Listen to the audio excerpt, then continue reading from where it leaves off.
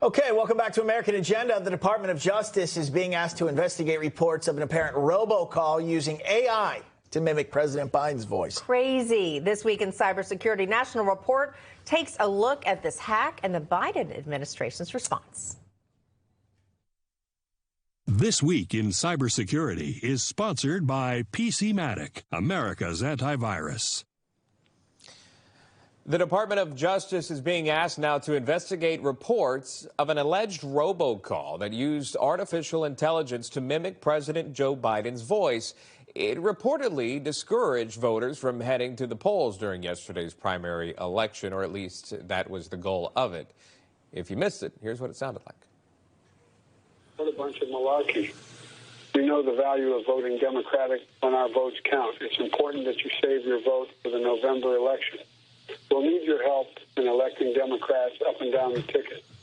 Voting this Tuesday only enables the Republicans in their quest to elect Donald Trump again. Your vote makes a difference in November, not this Tuesday. Scott Augenbaum is a retired FBI supervisory special agent joining us live with this one here. So it sounds real. I mean, anyone listening to it, it sounds like Joe Biden's voice, but this is a definite concern when it comes to the security of free and fair elections, outside interference in elections. How can viewers even determine at this point, when you throw in, Scott, AI and all it can do to determine what is real and what is fake?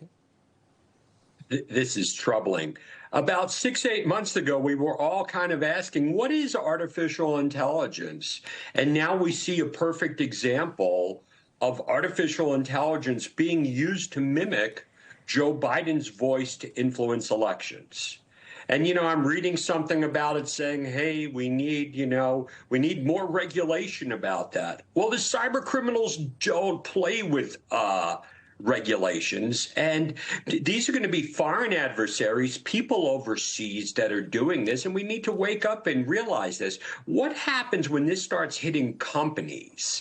What happens when the kids realize how they can do this and send a message out with stolen data of all the telephone numbers of the parents of students and say, hey, school is closed today? We really need to rethink how we're looking at this. Yeah, from a broad lens there, really quickly, last before we go, there was a statement put out by Biden's campaign manager saying, quote, in regards to what this subject matter, spreading disinformation to suppress voting and deliberately undermine free and fair elections will not stand, and fighting back against any attempt to undermine our democracy will continue to be a top priority for this campaign. Now, you've talked about the broad strokes of this. We're moving to a general election that are going to have real implications, major implications on the future of this nation in this very crucial moment here. How concerning is this? And again, artificial intelligence, the way it's being used, or what we're seeing here alleged. Your thoughts? It's very concerning. It's another form of social engineering, but now it sounds really, really good. So anytime we're getting robocalls or anything like that, stop and think. And that's a hard thing to do. It's hard because we trust when we're getting telephone calls.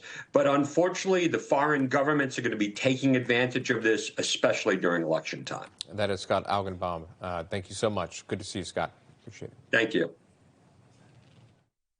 This Week in Cybersecurity is sponsored by PCmatic, built by Americans to protect America. Your antivirus is obsolete. Viruses and malware are always evolving, and your antivirus is struggling to keep up.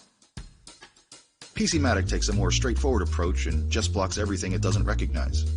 Nope. Sorry, not sorry. We've cataloged over 22 billion safe applications, so you can keep using your everyday software and let PCmatic handle the rest. PCmatic, built by Americans to protect America. Try PCmatic risk-free for 30 days. Go to